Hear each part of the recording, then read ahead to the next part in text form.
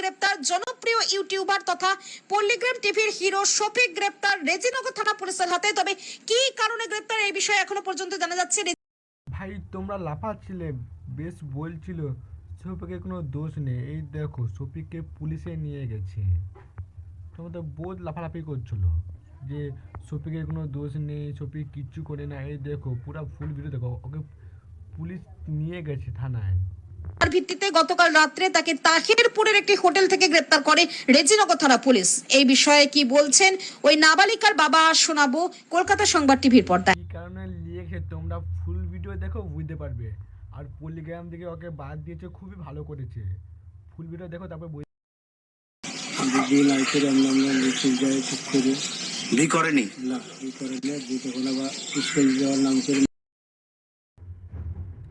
তোমরা যে সবাই বলছিল এটা ফেক ভিডিও, কিন্তু এটা ফেক ভিডিও না, এটা রিয়েল ভিডিও।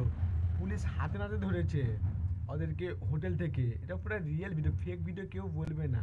দিয়ে মানে শারীরিক সম্পর্ক করেছিল। হ্যাঁ করেছে, দিয়ে ওইটা আমাদের বাড়ি নিয়ে এসে বলছে তোর বাচ্চা থাকো, আমার বাপ আসলো, যে বাচ্চা এসে দিল, পুলিশকে খবর দিল, পুলিশের সঙ্গে চলে আসলো।